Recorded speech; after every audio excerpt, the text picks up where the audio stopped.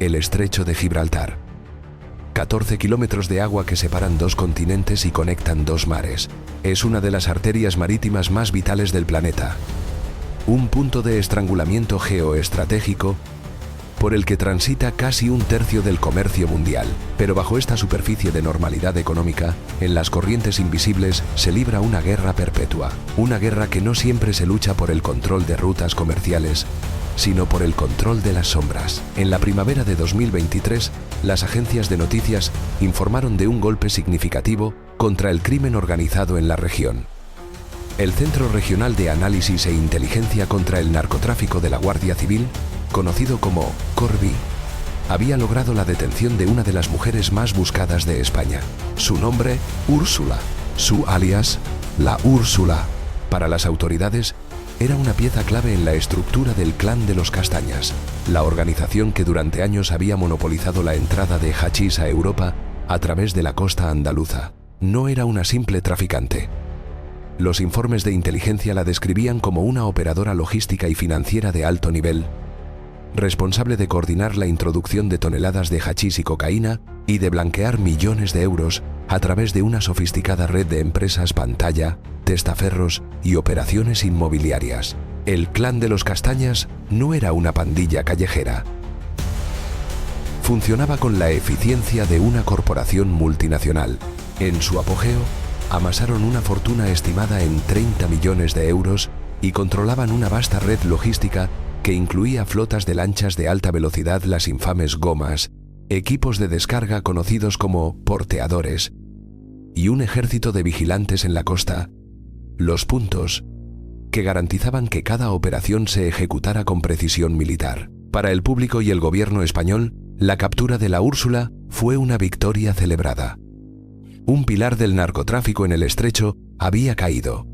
El caso, oficialmente, parecía resuelto. Un éxito más en la interminable guerra contra las drogas. Pero en el mundo de la inteligencia, las victorias claras a menudo ocultan verdades complejas. Un objeto que transformaría un caso de narcotráfico en el primer hilo del que tirar para desentrañar una operación secreta de alcance global. El trabajo policial, lejos de las persecuciones y los tiroteos, es a menudo un ejercicio de paciencia y método. Cada objeto incautado en una operación debe ser analizado, catalogado y archivado. Es en este proceso metódico donde, a veces, surgen las anomalías. Evidencia 7B. Una carcasa de polímero endurecido y un peso inusual, denso. Pero al examinarlo de cerca, los detalles eran extraños. No tenía nombre de fabricante, ni número de serie. Los puertos de conexión no correspondían a ningún estándar comercial conocido. El dispositivo estaba muerto. No respondía a ninguna fuente de alimentación. No emitía señal alguna. El primer informe forense lo catalogó como un dispositivo de comunicación no estándar, fuertemente modificado, probablemente una herramienta de contravigilancia para detectar escuchas o para comunicarse de forma segura. Una pieza exótica, pero comprensible en el arsenal de un capo del narco. Pero el protocolo exigía una segunda opinión. El dispositivo fue enviado discretamente al Centro Criptológico Nacional en Madrid, y fue allí, en manos de analistas acostumbrados a descifrar los secretos de estados, no de criminales, donde la verdadera naturaleza de la evidencia 7B fue revelada. Aquello no era un teléfono, no era un transmisor, era, en esencia, una llave. Una llave digital de un solo uso. Su única función era recibir una señal de autenticación encriptada, validarla y autorizar una descarga de datos de alta velocidad desde una red oculta. La tecnología que contenía era de una generación que oficialmente no debería existir fuera de un laboratorio militar de una superpotencia. Utilizaba un cifrado de nivel militar, específicamente el estándar AES 256, pero implementado en una configuración de doble capa con claves cuánticas efímeras. En términos sencillos, era inexpugnable. Romper su cifrado requeriría más tiempo que la edad actual del universo. La pregunta para los analistas cambió drásticamente. Los narcotraficantes, incluso los más sofisticados como los Castañas, utilizan teléfonos encriptados comerciales, como los dispositivos Sky ECC o EncroChat. Son caros y seguros, pero son tecnología de mercado. Esto era diferente. Esto era un equipo a medida, fabricado por un Estado para sus operaciones más sensibles. La Úrsula no era la dueña de esta tecnología, era la custodia. Y su arresto con el dispositivo en su poder no fue un golpe al narcotráfico. Fue una brecha de protocolo catastrófica para una entidad que, hasta ese momento, operaba en la invisibilidad total. Si el dispositivo era una llave, ¿qué puerta abría? La investigación, ahora llevada a cabo en el más absoluto secreto, se alejó del narcotráfico y se adentró en el mundo de la inteligencia de señales, o SIGINT. La llave de la Úrsula era el único punto de acceso humano a una vasta red de vigilancia clandestina. Su nombre en clave, Proyecto Medusa. El genio de Medusa no residía en su poder, sino en su silencio. Un sistema de vigilancia activo, como un radar, es como gritar en una habitación oscura y esperar a que el eco te diga dónde están las paredes. Es efectivo, pero ruidoso. Todos saben que estás ahí. El proyecto Medusa, en cambio, se basaba en sensores pasivos. Dispositivos como los de la familia Sirius, desarrollados por compañías como Saab, que no emiten absolutamente nada. Simplemente escuchan. Son centinelas silenciosos, completamente invisibles al contraespionaje electrónico. La red Medusa estaba compuesta por docenas de estos sensores pasivos. Eran pequeños cilindros endurecidos, diseñados para soportar la presión y la corrosión del mar. Algunos estaban disfrazados como boyas oceanográficas estándar, mezclándose con los cientos de dispositivos científicos que pueblan el estrecho. Otros, los más audaces, estaban anclados en el lecho marino, adheridos a la densa red de cables submarinos de fibra óptica y energía que conectan Europa y África. Estos nodos extraían una cantidad minúscula de energía de los propios cables y los utilizaban como conductos para enviar ráfagas de datos encriptados. La red no buscaba ver barcos, buscaba escuchar, clasificar y analizar cada firma electrónica y acústica que cruzaba el estrecho. Desplegar y mantener una red así en una de las vías fluviales más vigiladas del mundo es una proeza logística. Hacerlo sin ser detectado roza lo imposible, a menos que la operación se esconda a plena vista. Bajo el caos de otra actividad ilegal, la solución fue una simbiosis parasitaria. Los arquitectos del proyecto Medusa se infiltraron en la operación del clan de los Castañas, las Gomas del Clan. Durante sus vertiginosos viajes nocturnos desde Marruecos, eran el vehículo de despliegue perfecto. Un alijo de droga proporcionaba la coartada ideal para cualquier comportamiento anómalo en el mar. La red de puntos del clan, los vigilantes apostados en las colinas de la costa para alertar sobre la presencia de patrulleras de la Guardia Civil, estaban, sin saberlo, proporcionando un perímetro de seguridad para una operación de inteligencia de un Estado extranjero. El financiamiento era igualmente ingenioso. Los componentes de alta tecnología se adquirían a través de una red de empresas fantasma con nombres deliberadamente anodinos. Soluciones Marítimas Algeciras, Tecnología del Estrecho SL.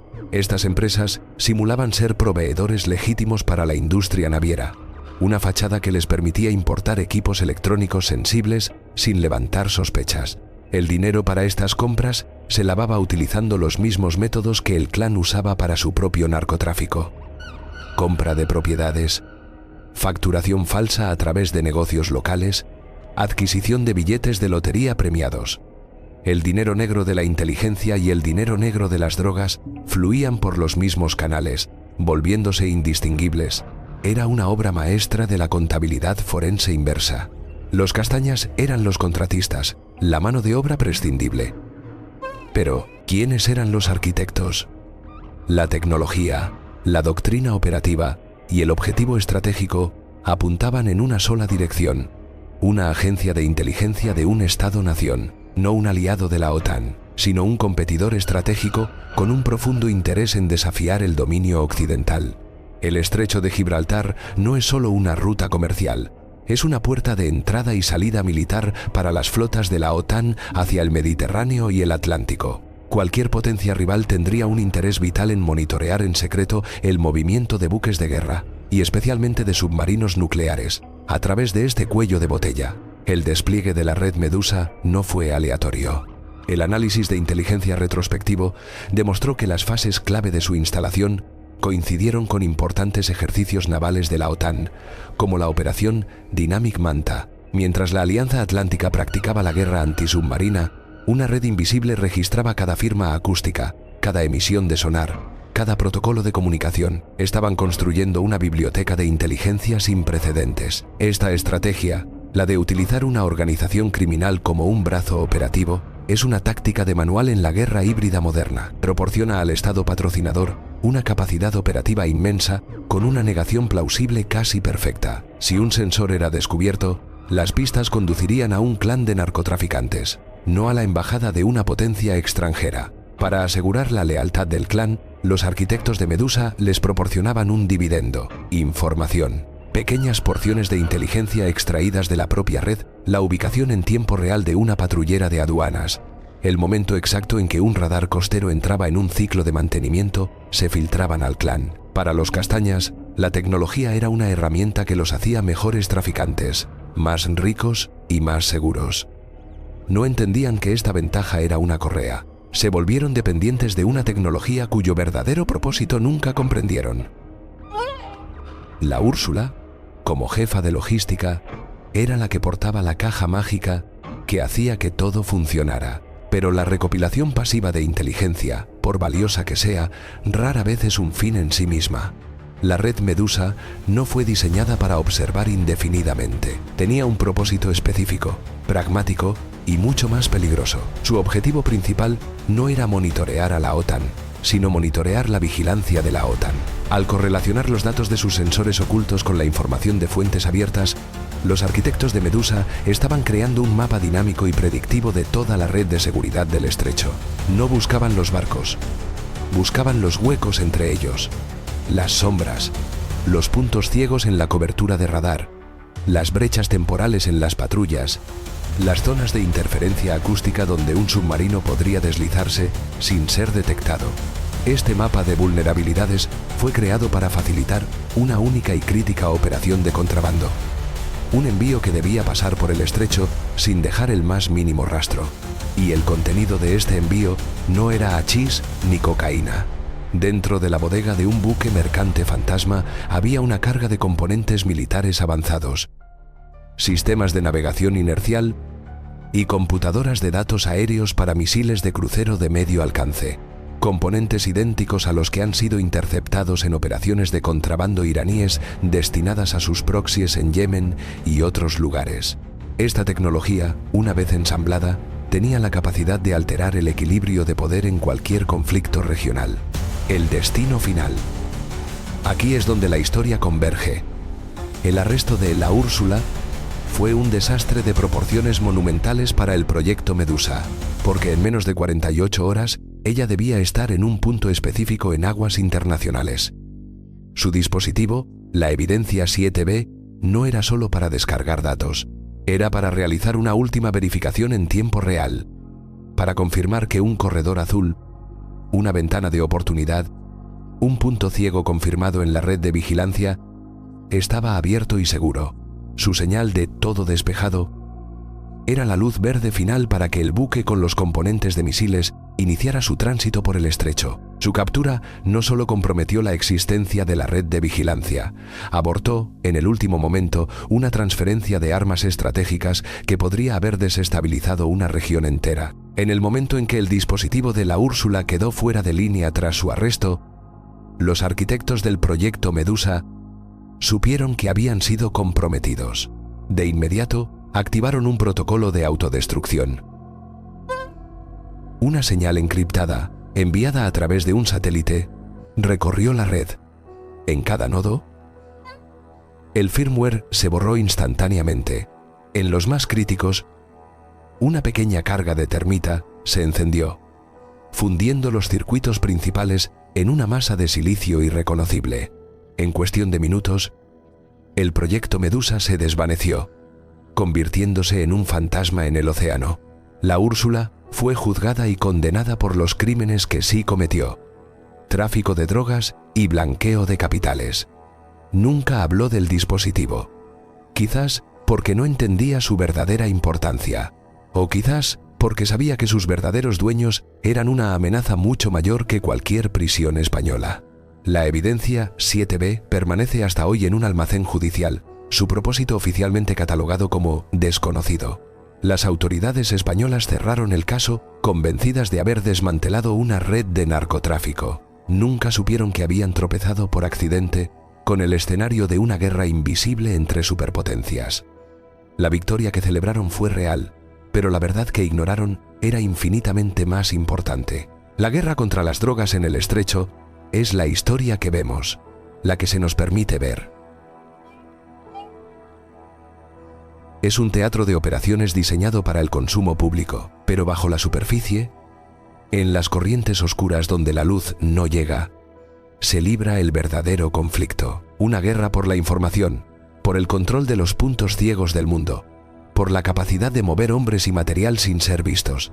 Los clanes como los Castañas no son los jugadores principales, son el tablero de ajedrez sobre el que se mueven piezas mucho más poderosas. La detención de la Úrsula no fue el final de una historia, fue solo un eco, una breve interferencia en una señal que sigue transmitiendo, en silencio, desde las profundidades.